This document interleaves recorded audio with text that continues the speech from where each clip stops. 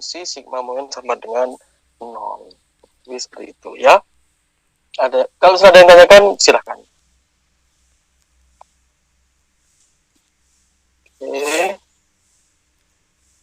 Nah ini konsepnya kurang lebih seperti ini. Kita sultannya sama dengan min RM2. Min menunjukkan arahnya. Arahnya berlawanan dengan RM2.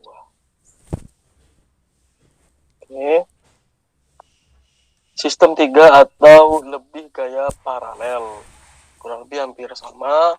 Jadi pertama resultannya pasti besarnya sama dengan F1 plus F2 plus F3 plus dan seterusnya. Ini resultannya. Tapi letaknya itu kita harus tinjau satu persatu seperti ini. R kali jarak R sama dengan F1A1. Ini penentuan apa istilahnya jarak ya. Jarak A1, A2 dan seterusnya di mana sudah diketahui, maka penentuan letaknya R-nya itu sama dengan FK/AK dibagi dengan jumlah gaya. Nah, ini mewakili jarak gaya secara umum pada titik peninjauan. Artinya kita bisa random menentukan di mana letak titik peninjauannya. Jadi kalau misalnya kita mengacu pada di sini, nah ini kita boleh menentukan resultannya mau di mana saja, mau di sini nggak masalah. Asalkan harus konsisten, sehingga A1, A2 juga akan mengikuti nanti. Ada yang ditanyakan? Jadi ditentukan dulu titik peninjauannya, kemudian kita ukur A1, A2 sampai AN gitu ya, dari jarak gayanya. F1 ke A1 itu berapa, F2 ke A2 itu berapa. Nanti baru akan ditemukan besarnya R-nya. Itu di mana letak R-nya? Oke. Nah, itu adalah gaya-gaya yang paralel. Nah, sekarang kita coba langsung masuk ke aplikasi. Nah, jadi aplikasi ini aplikasi sederhana dari gaya statis dalam sebuah mekanisme. Nah, gaya-gaya yang dibebankan pada batang atau link itu bisa terjadi karena beberapa macam, ya, yang bisa dijabarkan dalam memulai A sampai I. Jadi ada batang itu sendiri, bahwa batang karena dia punya berat, kemudian ada gaya gravitasi, maka dia sebenarnya bisa memberikan gaya, ya. Gaya gesek baik antara batang dengan batang yang lain pakai menggunakan Excel itu ada gaya, maupun misalnya kita pakai peluncur gitu kan, maka peluncur itu dengan landasannya juga punya gaya gesek. Temperatur, kemudian ada gaya-gaya assembly, ini biasanya pakai mur baut misalnya seperti itu ya, maka dia juga punya gaya-gaya awal, kasarnya gaya-gaya pendekanan awal. Juga ada gaya-gaya pembebanan yang lainnya, gaya-gaya akibat energi yang ditransmisikan. Ini biasanya dalam konteks roda gigi, pulis, gitu ya. Juga ada tumbukan, pegas, dan gaya-gaya inersia. Tapi dalam konteks ini, dalam contoh ini, kita hanya akan fokus pada yang E ya, gaya-gaya pembebanan. Gaya gesek sama gaya inersia akan dibahas di bab selanjutnya. Oke. Jadi gaya statis sudah dijabarkan. Gaya itu apa, statis itu apa, itu juga sudah dijabarkan. Kemudian, nah ini ada sebuah konsep bahwa gaya statis dan gaya dinamis itu hanya berbeda di domain waktu saja. Kalau statis maka dia F1 sama dengan F2, maka dia akan konstan, seterusnya seperti itu. Kemudian kalau dinamis dia akan berubah seiring dengan perubahan waktu, bisa naik, bisa turun, bisa naik lagi, bisa turun. Kalau digabungkan ada macam-macam, ada beban siklus. Kalau beban siklus dia naik, dia turun, turunnya ada yang ke nol, ada yang sampai minus, kompresif gitu ya. Nah itu gaya-gaya dinamis. Oke. Kemudian ini tidak saya jabarkan karena saya kira teman-teman sudah belajar gitu ya. Nah, selanjutnya ada konsep gaya statis komponen. Jadi pertama adalah gaya pena. Pena ini lebih simpelnya bisa dikatakan seperti pin gitu ya. Pin kalau misalnya ada dua buah batang yang berhubungan, maka dia pasti dihubungkan dengan pin. Kalau batangnya punya gaya, batang yang satunya juga punya gaya, maka di pin otomatis sebenarnya punya gaya. Konsepnya seperti itu. Ya. Sehingga kalau misalnya kita punya pin seperti ini, maka kita bisa berasumsi bahwa di pin ini gayanya adalah tegak lurus dengan batang dan juga sejajar dengan batang. Oke, ini juga saya tidak jabarkan. Nah, yang selanjutnya, yang sebelumnya adalah pena, yang selanjutnya adalah gaya batang luntur atau peluncur atau slider. Jadi kalau misalnya saya punya sebuah batang, kemudian batang ini menerima sebuah gaya P, maka dia akan mendapatkan gaya reaksi berupa gaya normal. Kalau misalnya P itu tidak tegak lurus, dia membentuk sebuah sudut, maka dia akan kita akan tarik garis seperti ini, maka P itu penyelesaiannya harus menggunakan apa? Harus menggunakan konsep trigonometri, Pak. Trigonometri. Ada normal atau dihubungkan ke,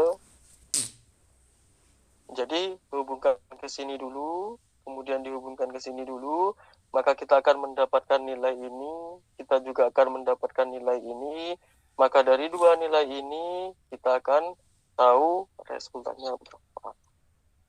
Ya. Dan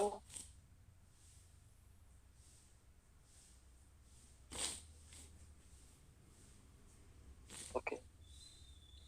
Jadi konsepnya itu, ini juga saya tidak jabarkan. Nah, saya rasa sudah tahu ya. Oke.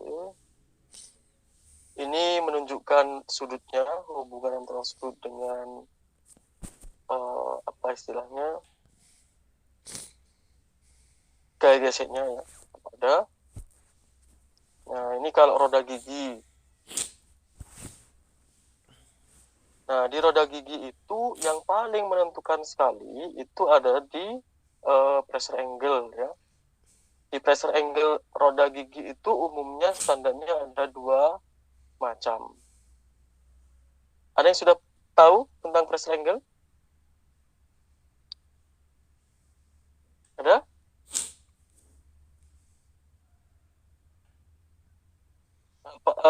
Sudah ngambil apa istilahnya? Elemen mesin?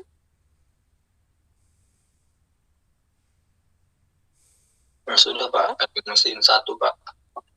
Gimana? Sudah, Pak. Elemen mesin 1.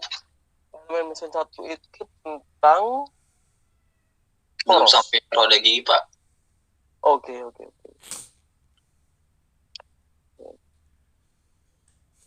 Jadi ya, sebenarnya cuma ada dua standar pressure angle. Kalau misalnya kita mengacu, ada dua standar ya pressure angle itu. Kalau tidak 20 derajat, 14,5 derajat. Ini yang standar ya. Memang ada beberapa tambahan kalau misalnya kita bikin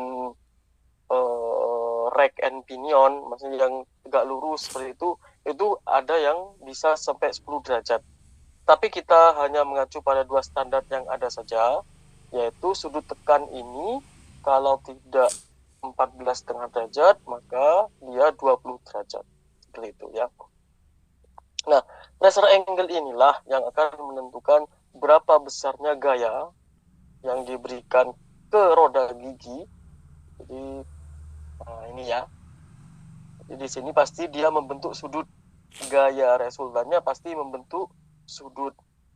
Ada yang digerakkan, ada yang menggerakkan. Jadi kalau misalnya di sini kita kita asumsikan bahwa A itu menggerakkan misalnya ya, kemudian yang B itu digerakkan, maka kalau misalnya dia bergerak ke sini, bergerak searah dengan jarum jam, maka akan ada resultan gaya yang memberikan reaksi ke arah sebaliknya. Seperti itu. Kalau kita tarik seperti ini, maka dia sebenarnya akan memberikan gaya perlawanan. Maka itulah resultan gayanya. Kemudian di sini kita juga punya pressure angle-nya, sudutnya. Kalau misalnya sudah seperti ini, maka konsepnya hampir sama dengan peluncur. Cuma kalau di peluncur, dia hanya fokus pada peluncurnya saja. Tapi kalau roda gigi, maka gayanya itu bekerja pada roda gigi yang menggerakkan, juga pada roda gigi yang digerakkan. Paham ya? Dua-duanya akan memberikan sebuah gaya resultan yang sama. Kenapa? Karena pressure angle-nya sama. Pasti sama. Gak mungkin di sini pressure angle-nya 14,5, di sini pressure angle-nya 20, maka dia tidak akan bisa jalan, tapi rawan untuk terkikis gitu ya. Karena dia bentuk giginya pasti berbeda. Oke ya, itu konsepnya. Jadi kalau peluncur itu hanya satu, kita tentukan gayanya, tapi di roda gigi itu ada dua. Ada dua, dan sudut-sudutnya, penentuan sudutnya, penentuan gayanya, itu mengacu pada ini lagi. Konsep ini lagi. Dengan asumsi sudutnya sudah diketahui. Oke, nah ini ya, ada 14,5 derajat dan 20 derajat. Ini standarnya.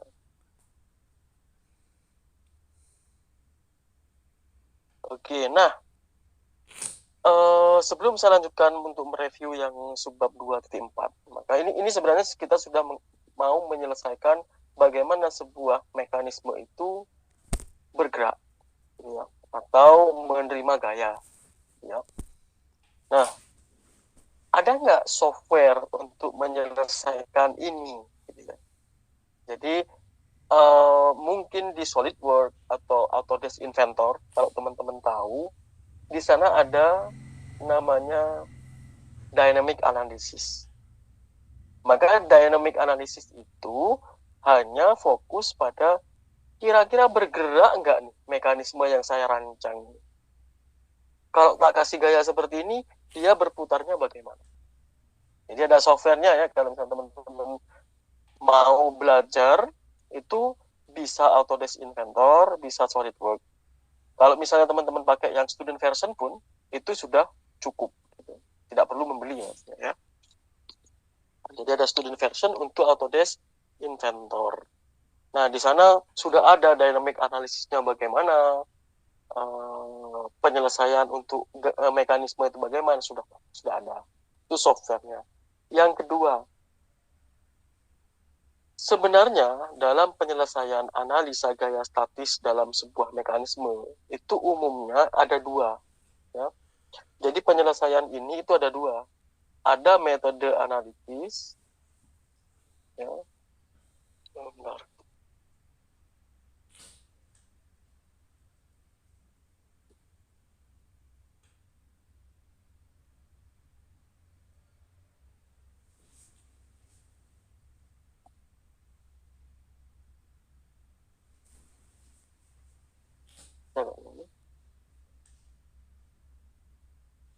Analitis, dan satunya metode grafis. Nah, ini untuk menyelesaikan analisa gaya statis dalam mekanisme ini ada dua sebenarnya. Ada analitis, ada grafis. Nah, di referensi pun itu biasanya dibagi menjadi dua ini. Ada buku yang fokus masalah analitis, ada buku yang fokus sama grafis. Jadi kalau yang grafis itu yang paling terkenal adalah Holowenko sama George H. Martin. Nah, kalau yang analitis itu selain dua ini, itu biasanya pakai analitis. Nah, yang mau saya jelaskan ke teman-teman bahwa penyelesaian yang ada di diktat ini hanya berfokus sama grafis. Kenapa kok fokusnya hanya grafis saja, karena kalau misalnya kita kerjakan dua-duanya dengan metode grafis maupun metode analitis, nanti malah akan ada bab yang tidak terselesaikan, gitu ya. Namun saya pastikan untuk analitis saya akan coba berikan contohnya yang sederhana mungkin di pertemuan selanjutnya, gitu ya. Oke, jadi di perkuliahan ini kita akan fokus pada metode grafis, itu yang utama. Jadi mayoritas pengerjaan dari kasus-kasus mekanisme ini menggunakan metode grafis gitu. Nah, apa itu metode grafis? Ada yang bisa menjabarkan bedanya analitis sama grafis itu apa? Ada nggak? Ada? Ada atau tidak? Ihsan mungkin? Apa bedanya analitis sama grafis? Kalau menurut saya Pak, kalau grafis itu lebih ke menggunakan cara menggambarnya gitu Pak. Jadi arah-arah gayanya yang digambar terus dicari ininya penyelesaiannya. Kalau yang analitik lebih kepada kayak anak penurunan gayanya gitu Pak. Oke, jadi kalau analitis, kesetimbangan gaya itu berfokus sama rumus-rumus dasar dalam matematika. Misal pakai trigonometrika seperti yang dijelaskan tadi, dan rumus-rumus yang lain. Kalau grafis memang benar apa yang disampaikan oleh Ihsan bahwa di sini kita berfokus dengan menggunakan skala, ya, gambar, dan juga menggunakan kalau dibilang itu tingkat ketelitian yang tidak 100% benar gitu. Kenapa? Karena faktornya banyak. Faktor kita menggaris, kemudian faktor kita melihat sebuah titik tangkap itu juga sangat menentukan. Makanya tingkat ketelitiannya tidak 100% benar. Makanya antara analitis sama grafis itu kalau kita bilang tingkat errornya, yang grafis pasti ada errornya seperti itu. Namun error itu tetap kita minimalisir. Ya. Oke. Itu sampai sini. Nah, sekarang kita baca dulu ya. Bagaimana sih sebenarnya prosedur untuk menyelesaikan analisa gaya statis dalam sebuah mekanisme. Nah, jadi pertama adalah gambar kembali setiap soal mekanisme dengan skala gambar yang benar, ya, skala gambar yang benar. Nah, skala gambar yang benar, ingat skalanya karena kita di dinamika, maka skalanya ada dua, ya. Ada panjang, ada gaya. Ya. Jadi harus kita buat dua skala ini. Kalau misalnya kita menyelesaikan sebuah permasalahan, kita tentukan dulu skalanya. Skalanya ada dua, ada skala panjang sama skala gaya. Jadi misalnya ada sebuah kasus, di sini panjangnya anggaplah 10 cm, misalnya seperti itu ya. Kemudian ini ada sebuah peluncur dengan gaya di sini. Misalnya gayanya adalah 10 Newton. Maka kita buat aja skala panjang 1:1. 1:1. Skala gayanya juga 1 cm berbanding dengan 1 Newton. Misal seperti itu. Jadi kalau misalnya skala gaya ditentukan satuannya, kalau skala panjang boleh ditentukan satuannya, juga boleh tidak. Asalkan sudah mewakili. Misal soalnya 10 cm, maka skala panjangnya 1:1, maka panjangnya juga 10 cm. Kecuali ya di kasus panjangnya 1 meter misalnya ya. 1 meter kalau pakai skala banding 1:1 akan menyulitkan, sehingga pakai skala 1:1 1 meter misalnya seperti itu ya. Jadi harus ada 2 skala gaya. Skala ini ya. Ada skala panjang sama skala gaya. Yang kedua, gambarkan diagram benda bebas masing-masing batang. Ya. Masing-masing batang. Bisa peluncur, bisa batang, bisa roda gigi juga. Jadi ini sebenarnya lebih ke komponen. Nah, kemudian yang ketiga, carilah batang yang sifatnya sebagai batang penerus atau pemindah gaya aksial. Nah, ini sudah dijelaskan di sebab-sebab sebelumnya yang 3 gaya paralel, kemudian ada 3 gaya tak sejajar dan lain-lainnya. Nah, kemudian kita lanjutkan. Selanjutnya perlihatkan perkiraan arah-arah vektor gaya pada sambungan-sambungan setiap batang dan gaya beban yang sudah diketahui. Nah, ini mulai dikerjakan. Hitunglah jumlah variabel vektor gaya yang belum tahu atau yang dicari untuk setiap batang, termasuk gaya beban yang dikenakan kepada setiap batang. Ingat ya, kalau saya punya batang, kemudian saya punya gaya aksi ke arah A misalnya ya, kemudian batang ini hanya bekerja satu gaya ini, maka otomatis kita harus juga menggambarkan gaya yang berlawanan. Misal ya, nanti ada contohnya. Kemudian yang keenam, pilih batang yang mempunyai jumlah variabel vektor gaya yang belum diketahui, yaitu 2 buah. Biasanya adalah besar magnitud atau skalar dari gaya-gaya batang. Nah, untuk mengawali analisa grafis sehingga menghasilkan lukisan keseimbangan gaya atau poligon gaya yang membentuk segi banyak, yaitu berupa vektor tertutup. Jadi kalau kita bicara masalah mekanisme itu yang gerakannya kontinu itu biasanya akan membentuk poligon tertutup. Poligon tertutup itu apa? Kalau kita terapkan gaya-gaya pada batang semuanya, maka resultan gayanya dari titik akhir sama titik awal itu harus sesuai. Nah, bila setiap batang jumlah variabel vektor gaya lebih dari 2 buah, maka bisa menggabungkan 2 batang atau lebih. Jadi, kenapa? Jadi gampangnya gini. 1 batang itu belum tentu kita bisa menyelesaikan kalau tidak ada gaya yang bekerja. Maka mau nggak mau kita harus mengambil di batang yang lain yang berhubungan dengan batang yang tidak bisa diselesaikan tadi. Konsepnya seperti itu. Bila urutan 7 tidak mungkin dilaksanakan, biasanya untuk setiap batang, salah satu arah vektor gaya yang belum diketahui atau dicari, diuraikan menjadi komponen tangensial dan komponen normal. Konsep ini itu sama dengan konsep yang ada di roda gigi maupun yang ada di peluncur, dengan gaya yang tidak tegak lurus dengan peluncur itu sendiri.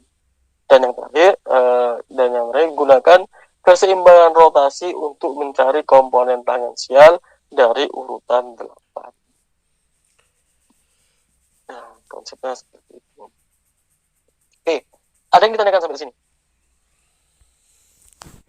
Ada? Nah, kita bahas di kasus ini.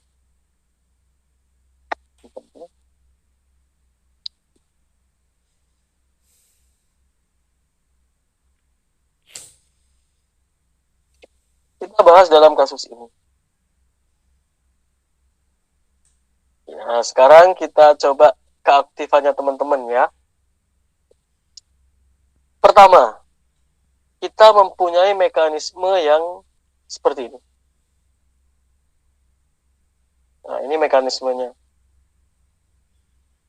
Di sini ada P, gaya P bekerja pada peluncur. Kemudian di sini ada batang 2 dan batang 3.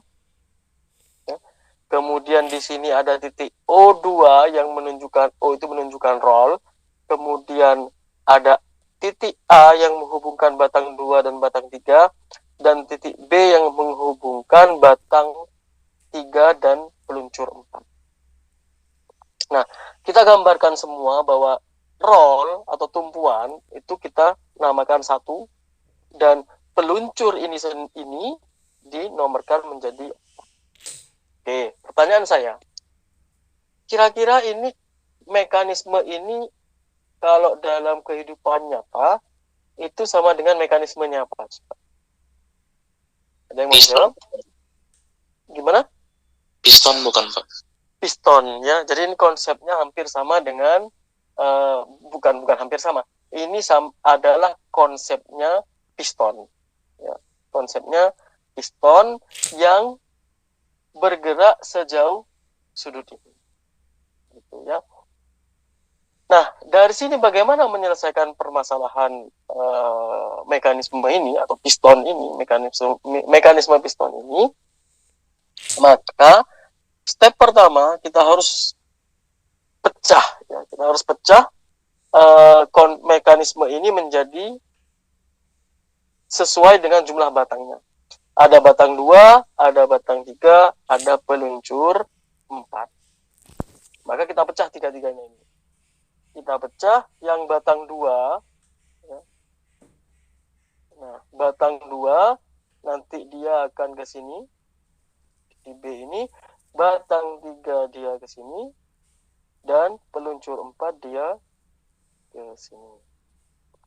Nah, kemudian kita analisa ya. Kita analisa kira-kira di sini gaya-gaya yang bekerja pada batang maupun peluncur itu bagaimana. Nah, step pertama adalah di sini ada O2, titiknya roll dan batang 2. Di sini ada A yang menghubungkan antara batang 2 dan batang 3. Kemudian di sini ada F12. Ada F12. Jadi untuk sementara kita tidak beri arah karena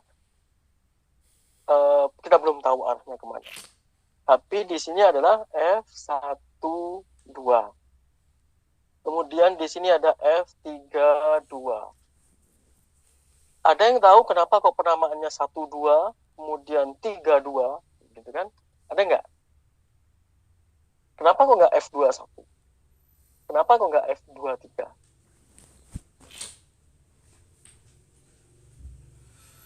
Apa maksud dari F12 di sini? Ada yang mau membantu?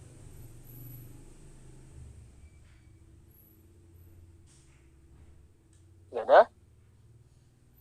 Jadi maksud dari 12 ini adalah gaya yang disebabkan oleh komponen 1 yang berpengaruh pada batang 2. Itu kenapa kalau dituliskan F32, F12. Nah.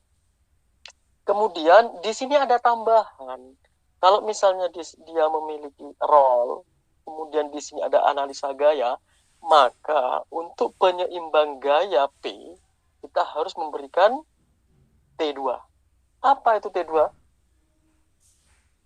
Ada yang mau bantu jawab? Dia melengkung dan dinamakan T2. Torsi. Apa itu T2? Torsi, ya. Jadi T2 ini menunjukkan torsi yang bekerja di batang 2. Ini kita harus kasih. Ya. Kita harus kasih. Kenapa? Sebagai penyeimbang gaya P nanti. Oke. Nah, yang selanjutnya kita beralih ke batang 3. Nah, di batang 3, karena dia hanya sebuah batang seperti ini, maka gayanya adalah hanya ada 2, yaitu F23 dan F43. Ini sama ya. F23 maksudnya gaya yang disebabkan oleh batang 2 yang berpengaruh pada batang 3. F43 juga seperti itu. 4-nya peluncur, 3-nya adalah batang 3. Arahnya masih belum tahu.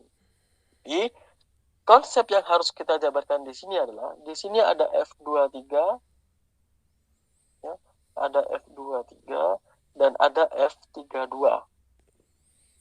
Karena ini dia berada pada satu titik, ya, satu titik A, ya, maka nilai F23 itu sama dengan F32, tapi arahnya berlawanan. Nah, jadi kalau hal-hal seperti ini, menemukan hal-hal seperti ini, konsepnya mudah ya. F2 ketemu, maka F32 pasti ketemu. Tinggal arahnya aja dibalik. Gitu ya.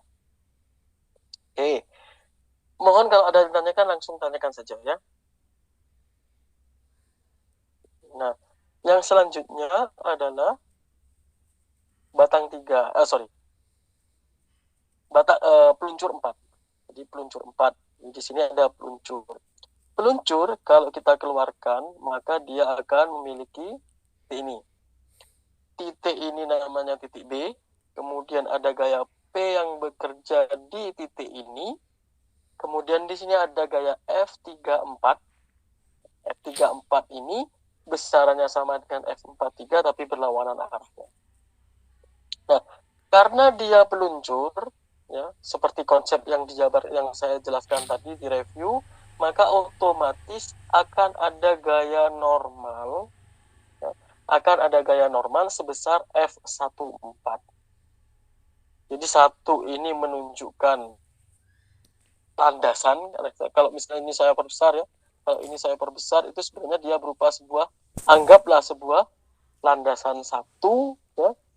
Kemudian landasan 1, sehingga landasan tersebut juga akan memberikan gaya normal F14. Jadi di sini pasti ada gaya ke atas berupa F14. Sampai sini ada yang tanyakan. Ini namanya adalah free body diagram.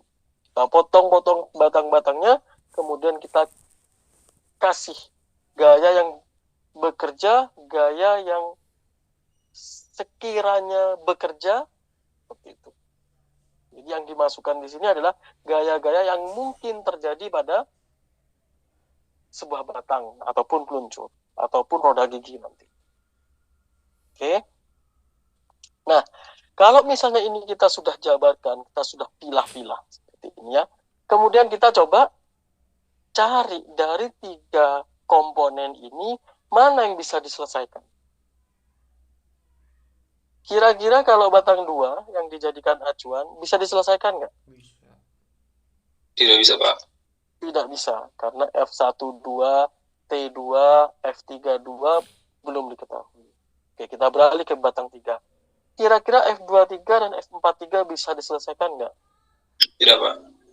Tidak bisa juga, sehingga batang 3 juga tidak bisa diselesaikan. Maka F4 kita cek dulu ya.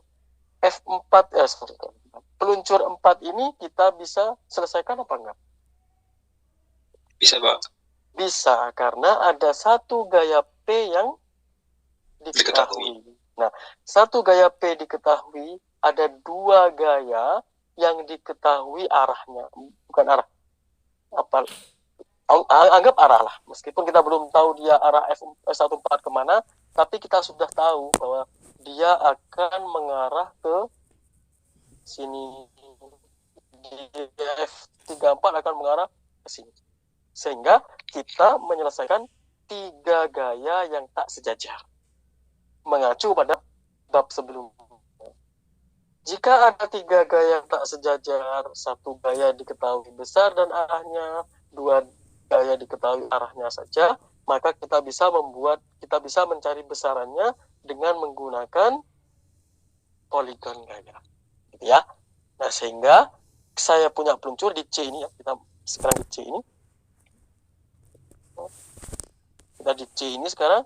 Nah, saya gambarkan ada peluncur, kemudian di sini ada P, ya. Ada P, kemudian F14, ada F34. Step pertama, karena gaya P sudah diketahui, maka dengan menggunakan skala gaya, kita gambarkan P. Nah, ketemulah di sini. Kemudian kita gambarkan F34, arahnya saja. Jadi kita gambarkan yang panjang dia. Kita gambar yang panjang.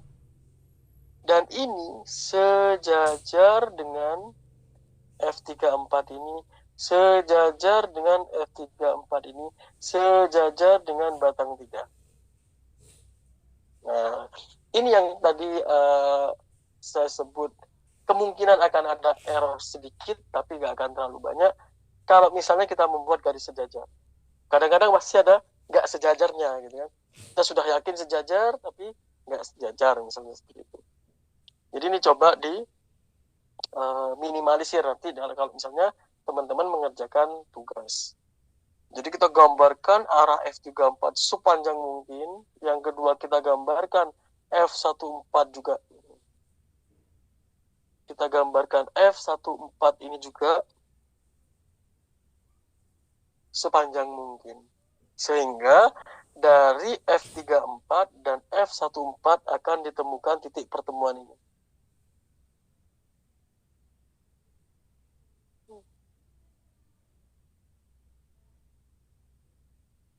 Nah, kita akan temukan titik pertemuan ini. Nah, dari titik pertemuan inilah kita hubungkan. Jadi dari sini ke sini itu adalah F34, dari sini ke sini itu adalah F14. Nah, dari sini kita kembalikan lagi ke skala gaya. Dengan menggunakan skala gaya, maka F34 dan F14 bisa diketahui. Sampai sini ada yang ditanyakan?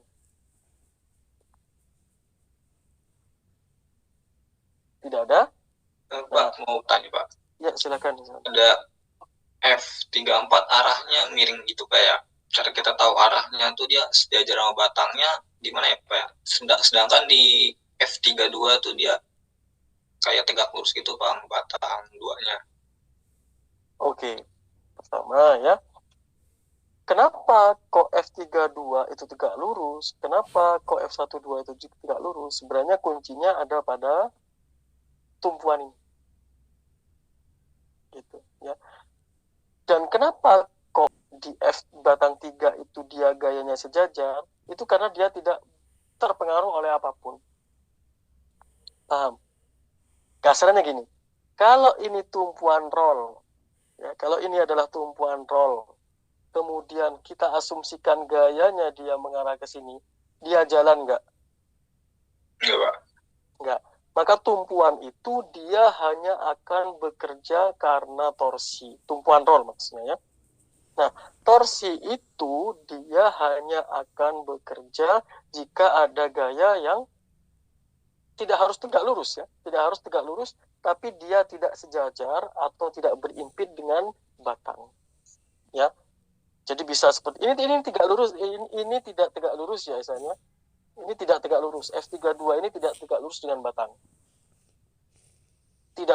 F12 juga tidak lurus. Bisa tegak lurus, bisa enggak maksud saya gitu ya. Asalkan tidak berimpit. Nah, itu kuncinya. Jadi misalnya nanti seperti ini, bisa aja. Dia pasti jalan. Dia seperti ini juga bisa. Dia pasti jalan. Hanya saja kalau dia tegak lurus, maka torsinya maksimal. Ya baik Pak, terima kasih Pak. Nah, kalau ya betul. Nanti akan ada penjabarannya. Seperti itu ya. Jadi kalau batang ini tidak terpengaruh oleh apapun, maka kita bisa menggambarkan gaya aksi sama reaksinya menggunakan seperti yang ada di batang 3 ini. Kalau misalnya dia ada tumpuan roll yang dia sangat berpengaruh, arah gaya sangat berpengaruh sama tumpuan roll ini, maka mau nggak mau kita harus menggambarkan dia tidak berhimpit gayanya dengan batang. Tidak seperti di batang ini. Oke ya. Nah, kalau misalnya sudah ketemu besarnya F14, besarnya F34, maka kita bisa menggambarkan konsep asli dari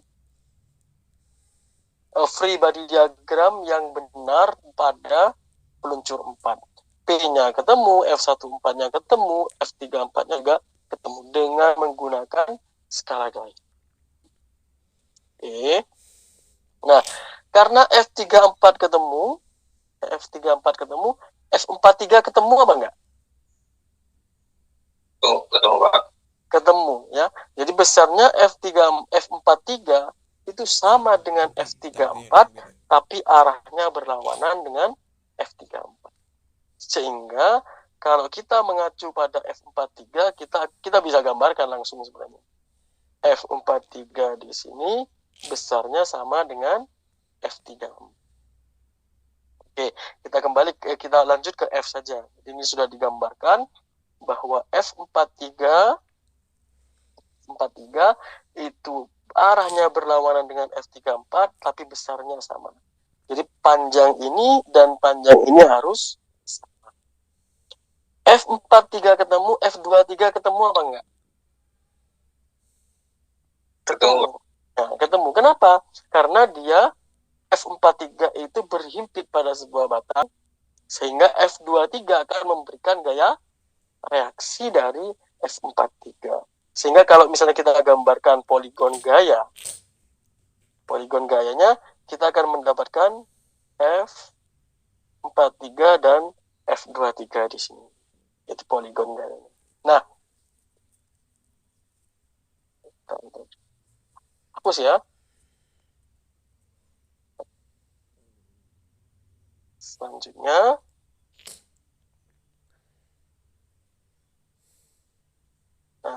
kita, kalau misalnya F23 sudah ketemu, maka kita pindah ke batang 2. Karena F32 itu sama dengan negatif F23. Sehingga kita bisa gambarkan, kalau misalnya F23-nya mengarah ke sini, maka F32-nya akan mengarah ke sana. Ya, akan mengarah ke sana. Tinggal kita gambarkan panjangnya sama dengan F23, kemudian sama dengan F43. Sehingga kita akan mendapatkan di sini.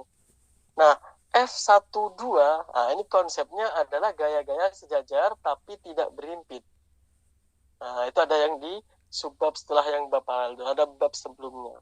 Sehingga kalau F12 ini sejajar dengan F32, maka kita harus tarik garis lurus. Kita juga tarik garis lurus di sini. Maka kemudian kita buat garis yang tegak lurus. Ini yang saya bilang tadi Kisan, ya, bisa tegak lurus, bisa enggak. Ini tidak tegak lurus dengan batang 2. Tapi untuk mencarinya, kita harus menggunakan garis yang tegak lurus ini. Itu ya.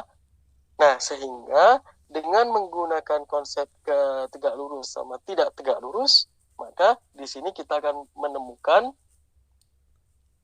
bahwa F32 itu ternyata sama dengan F12. Jadi kalau misalnya saya punya garis ini, maka dengan menggunakan keseimbangan momen, karena di sini tidak ada efek inersia pada barang, maka otomatis titiknya itu pasti di tengah. Titiknya itu pasti di tengah. Sehingga dengan menggunakan titik yang di tengah ini, menggunakan sigma momen sama dengan 0, maka kita bisa mengukur F12, di mana F12 ini akan sama besarnya dengan F32, tapi arahnya berlawanan. Jadi F12 akan ke sana, dan F32 akan ke atas. Oke ya? Dan yang terakhir, untuk menghitung torsinya, nanti kita menggunakan besarnya F32 ini, kemudian di sini ada titiknya, kemudian di sini ada F32, maka kita tarik garis yang tegak lurus. Sudah ketemu ini ya. Kita tarik garis lurus, di sini ada H, maka besarnya T2 itu adalah H dikalikan dengan F32. Maka torsinya pasti ketemu. Itu ya. Ada tambahan lagi, karena H dulu ya. Torsinya sudah ketemu, di F21 juga ketemu, kemudian F41 juga otomatis ketemu. Besarnya sama dengan F14 tapi berlawanan. Sehingga poligon gaya pada sebuah mekanisme itu bisa digambarkan seperti ini. Nah, kalau sudah tertutup, maka mekanisme ini bisa dianggap akan berjalan. Nah, kalau tidak tertutup, tidak ketemu, misalnya gitu, kayaknya ada yang salah di mekanisme itu. Makanya di software yang saya ceritakan tadi, Inventor ataupun SolidWorks, namanya dynamic analysis. Dia hanya fokus sama bergerak apa enggak. Jadi kalau misalnya dia tidak tertutup, poligon gayanya ini tidak tertutup ya. Kalau poligon gayanya tidak tertutup, ada kemungkinan satu komponen itu tidak bergerak dengan normal. Gitu ya. Kalau sudah tertutup seperti ini, maka bisa dipastikan model ini dia akan bergerak, berputar. Kalau misalnya ada tumpuan roll ya, misalnya ada tumpuan roll di sini, maka P ini dia akan bergerak secara kontinu, maksudnya kontinu. Oke, sampai sini ada yang ditanyakan? Ada? Kalau tidak ada, saya lanjutkan ya.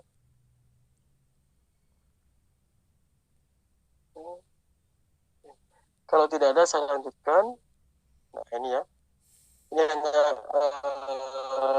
keterangan lanjutan saja, tapi secara konsep seperti yang saya jabarkan barusan. Nah, yang selanjutnya kita lanjutkan di analisa. Yang kemarin cuma sampai 2.4 ya. Selanjutnya adalah analisa gaya statis, mekanisme luncur. Jadi memang penyelesaian grafis gaya statis dalam analisa itu bisa terjadi akibat dua kasus. Ya. Jadi yang pertama, bila pada batang hubung yang sifatnya sebagai pemindah gaya aksial tidak dikenai gaya luar, yang kedua dikenai gaya luar. Konsepnya adalah kalau misalnya sebuah peluncur ini tidak ada gaya yang bekerja, maka mekanisme ini tidak akan bisa diselesaikan jika tidak ada gaya yang bekerja pada batang yang lain. Misalnya, jika P-nya tidak ada, maka torsinya harus ada. Ya. Kalau tidak ada torsi, kita tidak bisa menghitung besarannya P, arahnya gaya P itu kemana. Seperti itu. Nah, coba kita cek. Kita cek bagaimana kalau mekanisme luncur tanpa beban gaya luar pada batang hubung.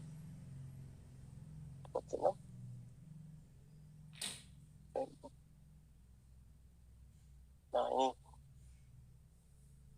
di gambar 2.6a ini ya, piston ya, sudah digambar dengan menggunakan skala gambar 1:10, sehingga kita tahu O2 ke A itu 20 cm, batang 2, batang 3 itu adalah 60 cm, kemudian sudut Q2 di sini 60 derajat. Ini theta ya. Ini sudutnya adalah 60 derajat.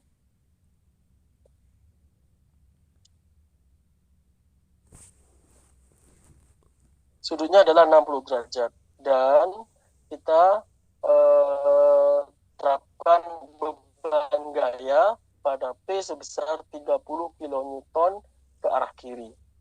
Nah, akan ditentukan besar dan arah vektor gaya-gaya sambungan serta torsi lawan agar dihasilkan keseimbangan. Nah, penyelesaiannya dengan seperti yang dijabarkan saya tadi. Pertama, kita gambarkan diagram benda bebasnya. Diagram benda bebas kita gambarkan gaya-gaya yang terjadi. Kemudian yang kedua, gaya-gaya yang mungkin terjadi pada batang tersebut.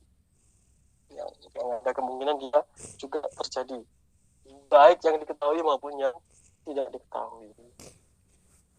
Jadi batang 2 ada 4 variabel, 1 besar F12, besar F32, besar T2, dan arah T2. Arah F12 dan arah F32 sudah didapatkan, yaitu sejajar dengan batang 3, sehingga ini tidak bisa diselesaikan. Batang 3, 2 variabel besar F23, besar F43, arah F23, dan arah F43. Sudah didapatkan arahnya, tapi karena besarnya tidak diketahui, maka kita juga tidak bisa menyelesaikan. Nah, batang 4 baru ini bisa diselesaikan. Nah, lebih seperti itu ya. Oke, ini dilanjutkan. Kurang lebih konsepnya sama ya. Tapi di sini sudah ada angka-angkanya. Oke. Di sini tidak saya jabarkan lagi ya. Tapi secara konsep adalah seperti yang saya sebutkan sebelumnya. Jadi hanya termasuk ini ya, teman-teman ya. Kalau penentuan ini, jadi ini untuk meminimalisir error, penentuan H ini harus benar-benar menggunakan misalnya busur ya. Harus benar-benar menggunakan busur. Kalau hanya pakai penggaris segitiga, itu kemungkinan akan muncul error. Tapi kalau misalnya sudah pakai busur, titik ini diketahui, kemudian kita akan mendapatkan titik yang lain, tinggal tarik garis, maka kita akan menemukan panjang H. Ya. Jadi mohon untuk perlengkapannya juga disiapkan. Jadi penggaris,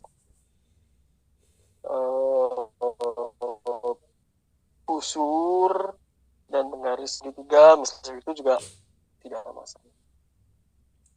Oke, nah selanjutnya di sini tidak saya jabarkan ya, karena secara konsep adalah sama seperti yang saya jabarkan untuk penentuan poligon-poligon gaya.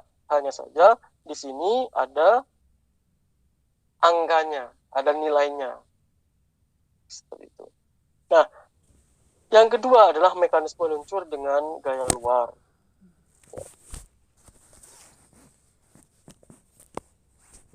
Nah, ini contohnya ini. Ada sebuah gaya konsepnya sama ya. Hanya saja ada gaya luar S. Ya. Ada gaya luar S yang bekerja di batang 3. Ada gaya S yang bekerja di batang 3. Coba kita analisa di sini saja.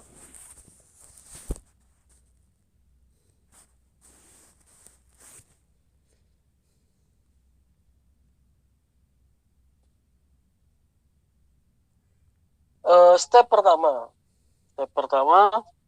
kita punya mekanismenya terlebih dahulu.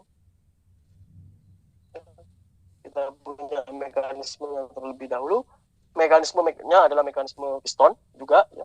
Hanya saja di sini ada gaya S, ya. Ada gaya S, gaya tambahan yang bekerja di batang 3 dengan sudut tertentu.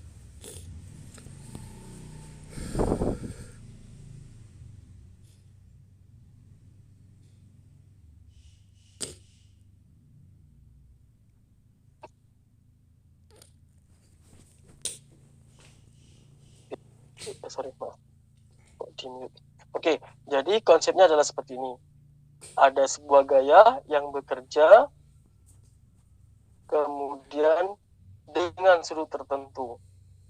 Ya. Di sini ada theta.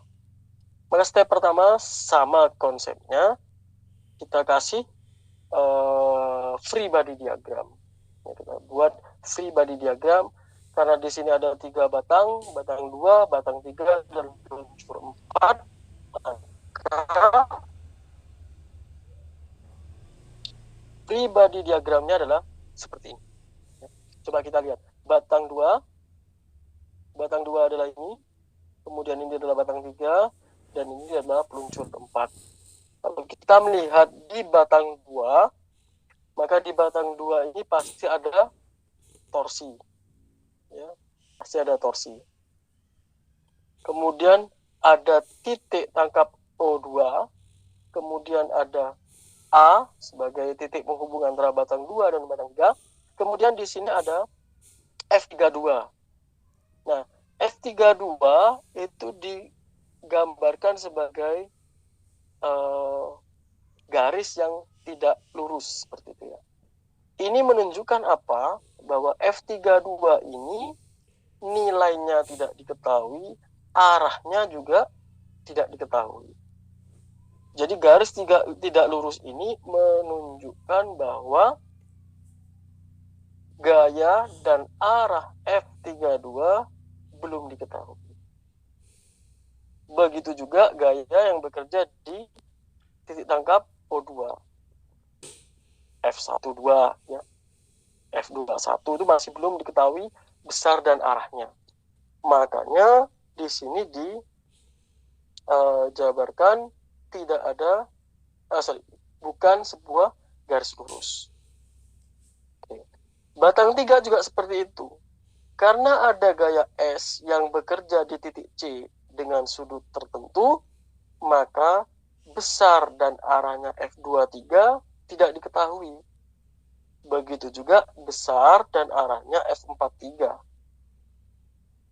Gitu ya. Nah, yang terakhir adalah peluncur 4. Peluncur 4, P diketahui, F14 juga diketahui arahnya, F34 besar dan arahnya tidak diketahui. Gitu ya. Sehingga bagaimana ini penyelesaiannya? Konsepnya adalah seperti yang sebelumnya. Kita harus menjabarkan nilai F34 ini sebagai nilai gaya tangensial dan gaya normal. Nah, itulah konsepnya.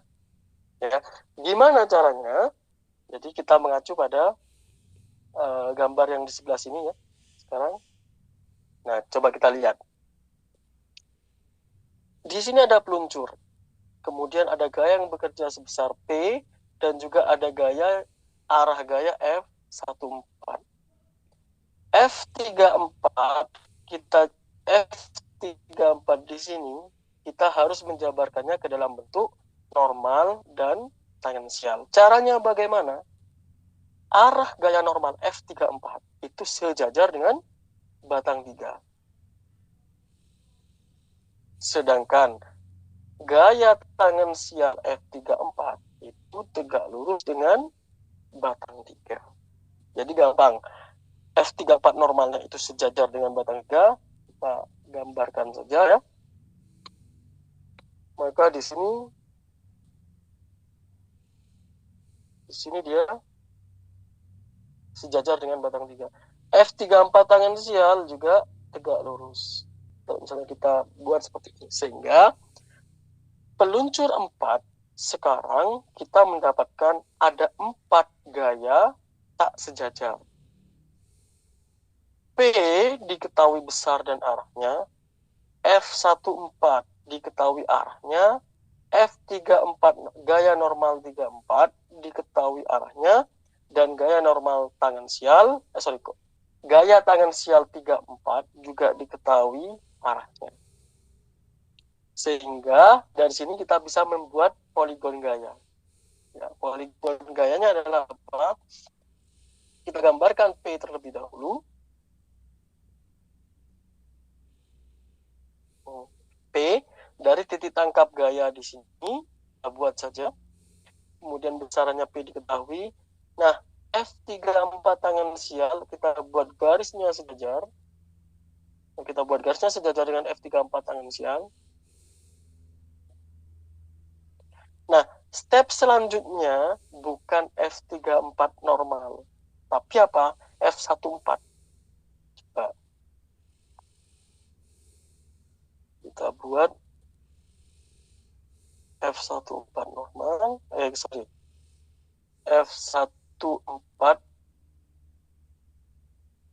gayanya F14, kemudian di sini juga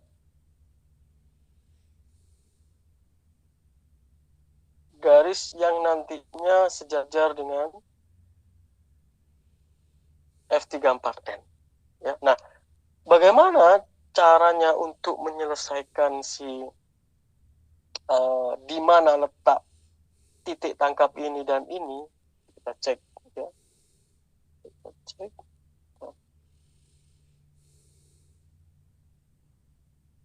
Jadi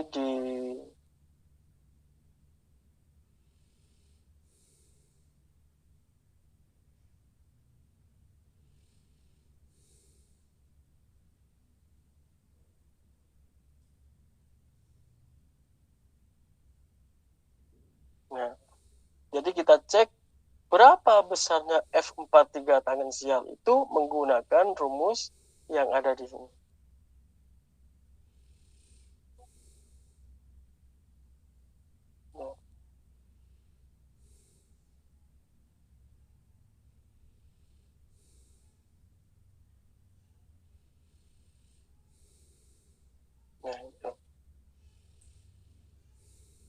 Nah, ini. Pada batang 3, gaya di titik B itu diuraikan menjadi komponen tangensial dan komponen normal dari F43. Sehingga kita akan menemukan besarnya F tangensial 43 dan juga gaya normal 43. Ya. Nah, gimana caranya melihatnya, mencarinya? Kita coba lihat ini.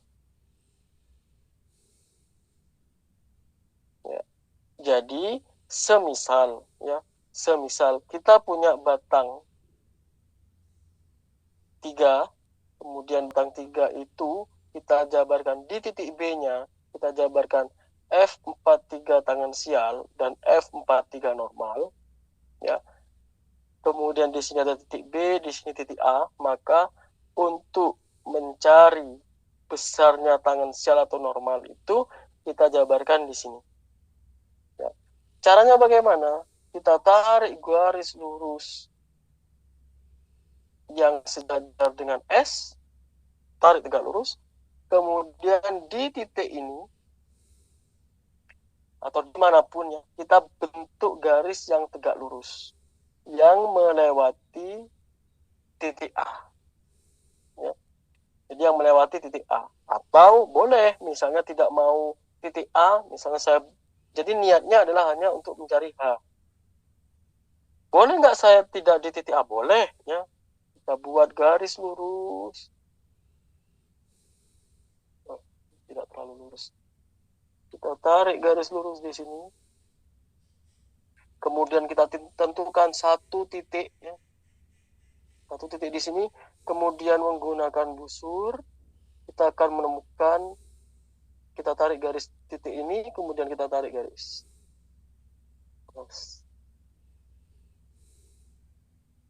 Maka di sini akan ditemukan garis tegak lurus A, sama. Ya. Kalau misalnya langsung seperti ini, kita menentukan titiknya ini yang agak kesulitan. Tapi bisa, ya. Yang penting adalah kita mau mencari nilai A dengan cara ada dua buah gaya yang sejajar, kemudian kita tarik dengan menggunakan busur. Tentukan titiknya, kemudian kita akan menemukan A. Nah, dari H ini kita buat segitiga pembanding. Kalau misalnya kita punya dua segitiga yang sama-sama tegak lurus, maka kita bisa mencari besarnya F43T ini dengan menggunakan perbandingan. Ya, dengan menggunakan perbandingan. Caranya adalah pertama kita gambarkan AB, ya, kita gambarkan AB, panjangnya AB, kemudian kita juga gambarkan panjangnya H di sini.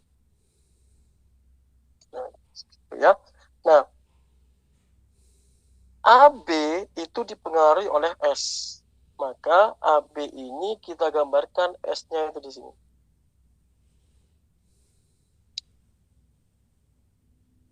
Gambarkan S-nya itu di sini. Sehingga kalau kita tarik garis dari titik A ke titik ini, dan kita dari titik H kita tarik garis lurus ke sini sampai dia bersinggungan dengan garis dari ini ke S ini, maka kita akan mengetahui jarak dari ini.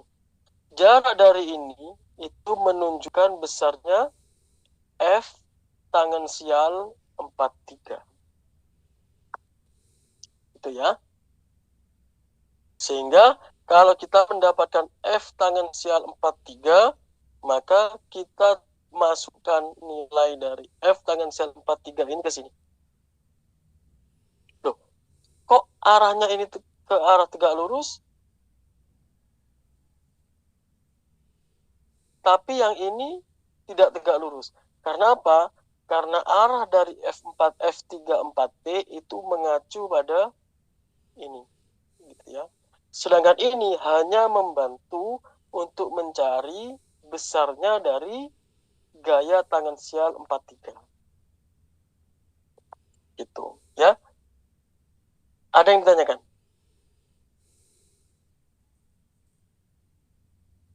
Sehingga kalau besarnya F tangan sial 34 sudah diketahui, maka kita bisa menemukan titik tangkap di sini. Nah, titik tangkap ini kita buat garis yang sejajar dengan F34N. Coba kita tarik garis. Kemudian kita tarik garis F14, maka kita akan menemukan titiknya di sini. Maka titik ini kita bisa gambarkan bahwa ini adalah F14 dan ini adalah FN34. Sehingga kalau misalnya sudah ketemu besar dari F34, karena tangan sial itu selalu tegak lurus dengan N, maka kita bisa mencarinya dengan menggunakan Pitagoras kalau pakai analitis, atau kita langsung tarik garis dari titik ini ke titik ini untuk mencari besarnya F34.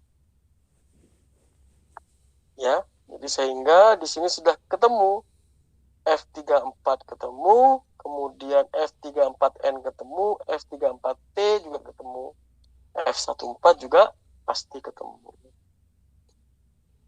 Nah, ini namanya adalah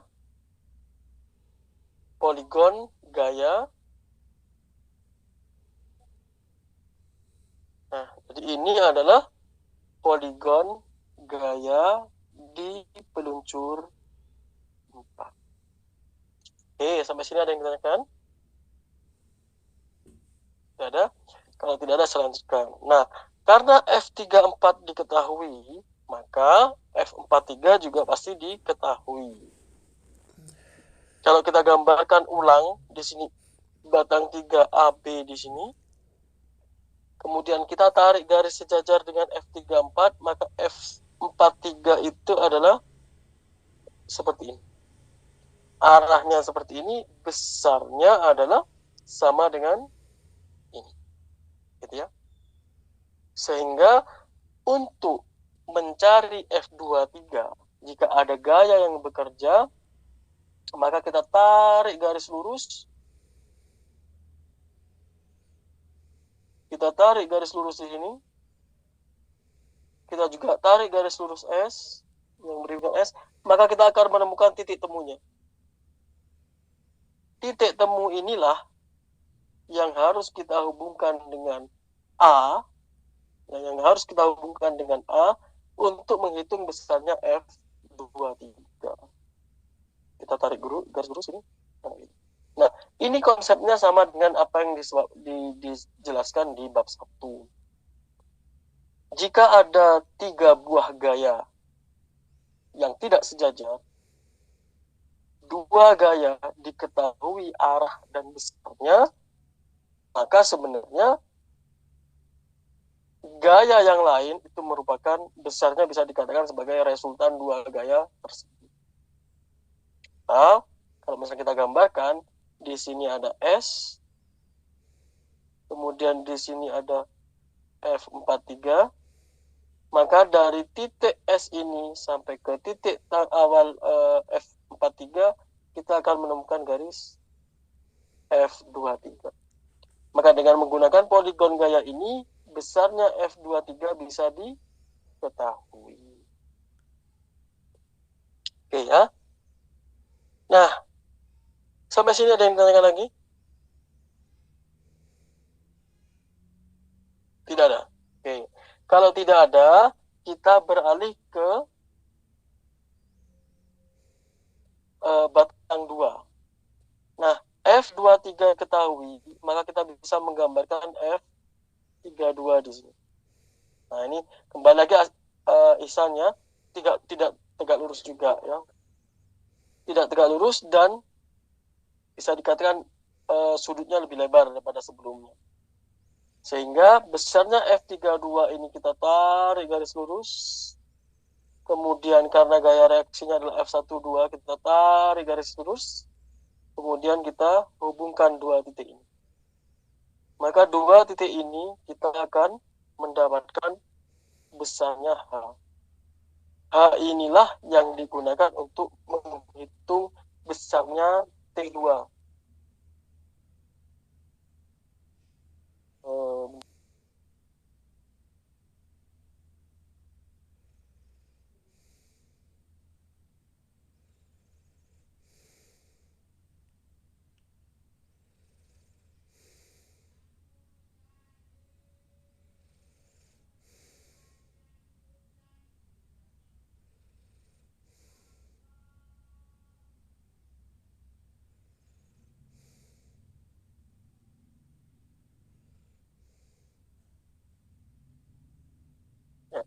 Maaf. Oke ya. Sehingga besarnya T2 kita bisa tahu dengan mengalihkan F32 dengan H. Nah, sekarang kita gambarkan poligon gaya secara utuhnya. Jadi dari ini kita mendapatkan titik tangkap masing-masing gayanya, OF, kita gambarkan P di sini, kemudian di sini ada F14 sebagai gaya normal untuk peluncur 4. Kemudian di sini juga ada F34. Di F34 di batang 3 juga ada F43 ditambah dengan S. Kemudian ada F23 di sini. F23 itu sejajar dengan F12 dan arahnya juga sama dengan F12. Di sini juga ada F32. Jadi kalau misalnya kita melihat di model ini, maka sebenarnya dia merupakan poligon tertutup. Sehingga bisa dibilang dengan konsep ini, maka piston ini atau mekanisme ini bisa berjalan. Ada yang ditanyakan?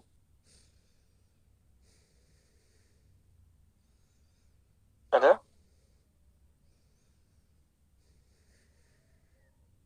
Ada? Tidak, Pak. Oke. Yes. Ini kalau tidak ada, saya lanjutkan. Ini konsepnya sama ya. Hanya dia menggunakan nilai. Oke. Begini, jadi untuk pertemuan kali ini saya cukupkan sekian saja. Karena ini beda konteksnya. Cuma nanti akan hari ini mungkin agak siang, nanti akan saya share tugasnya. Itu ya Isannya.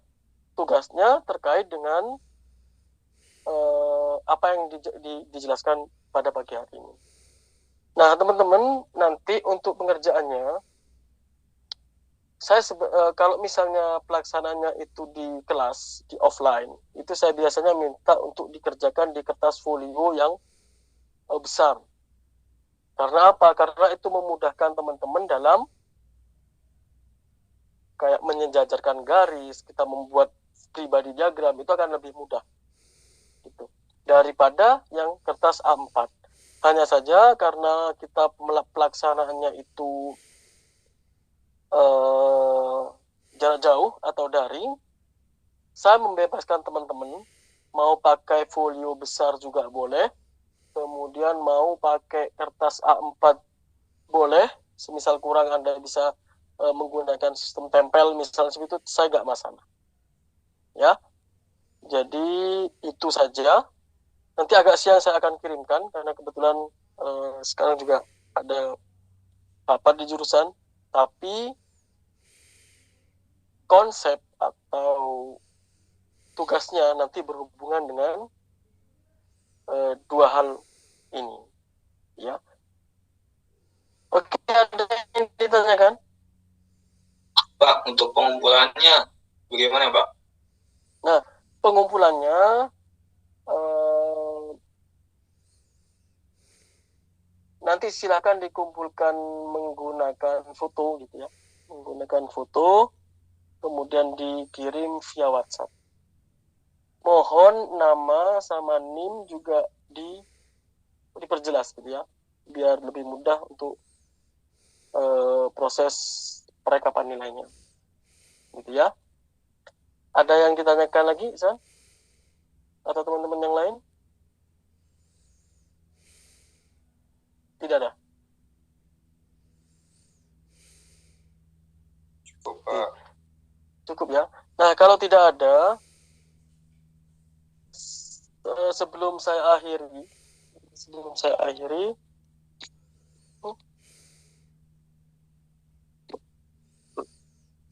saya akhiri, teman-teman, instruksi dari ketua program studi untuk mengambil gambar pada saat selesai perkuliahan sebagai bentuk absensi, ya. Nanti akan dikirimkan foto ini ke Bapak atau dosen yang ada di Unkirta. Tapi sebelum itu saya mau tanya, dekan kalian siapa namanya? Dekan.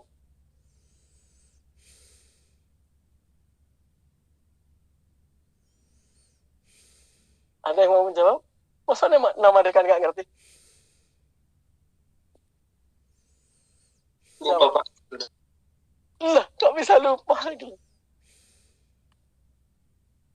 Bisa ngerti?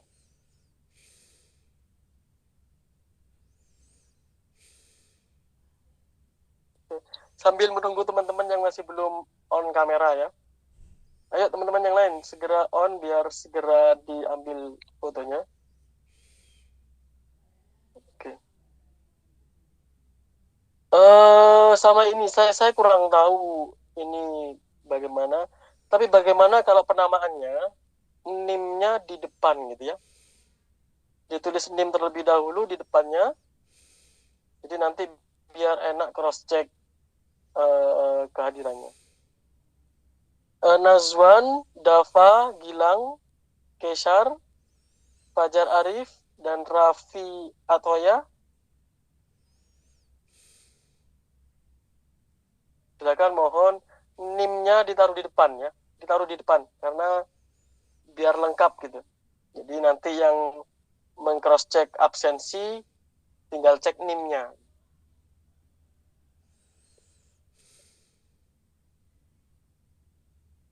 Silakan. Oke, kembali lagi ke dekan. Ada yang tahu siapa nama dekan kalian?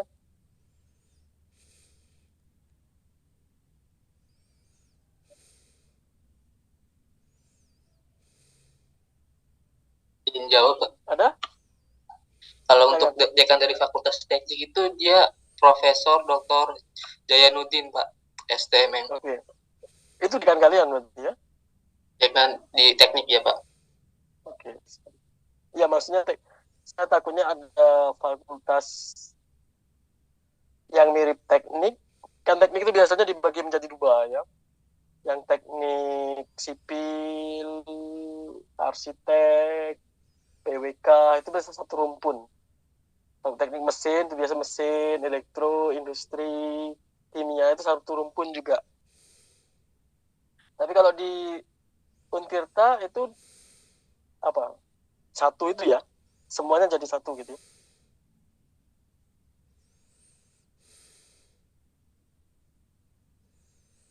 Halo? Iya Pak, jadi satu Pak, Iya, Pak. semuanya Pak. Oke. Ya, jadi kemarin itu ada kegiatan di UB gitu ya. Dan sepertinya Prof. Jayanuddin itu juga hadir gitu. Ikut satu ini. Saya mendampingi beliau sampai kemarin sore. Oke, tinggal nunggu 3. Gilang Baghdad, Muhammad Keshar, Fajar Arif. Silakan. Tidak ada. Oke. Kalau tidak ada, saya ambil aja. Jadi biar tidak terlalu lama. Bentar ya.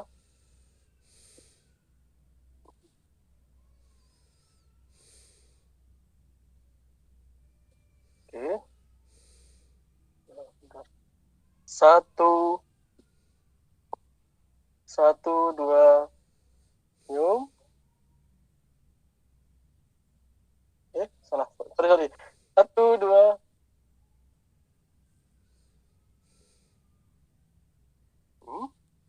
Bentar, kok nggak kepotong? Oke. 1, 2. Oke. Sip. Sudah ya? Oke, teman-teman, terima kasih. Untuk tugasnya nanti akan saya kirimkan paling lambat sore ini. Ya. Untuk pengumpulannya paling lambat juga minggu depan. Semisal mulai hari ini sampai sebelum hari Rabu teman-teman mau mengirimkan jawaban juga nggak masalah. Gitu ya? Oke. Jadi lebih enak. Yang penting semisal mau dikirimkan via WhatsApp, mohon jangan berbentuk gambar ya. Jadi misal Anda foto gambarnya, jadikan PDF. Gitu ya. Jadikan PDF karena kalau di PDF itu kualitasnya nggak berubah. Kalau dikirimkan via foto nanti bisa berubah dan menyulitkan untuk proses koreksinya. Oke, itu saja. Terima kasih teman-teman. Sampai jumpa minggu depan. Saya akhiri. Wassalamualaikum warahmatullahi wabarakatuh. Waalaikumsalam warahmatullahi wabarakatuh.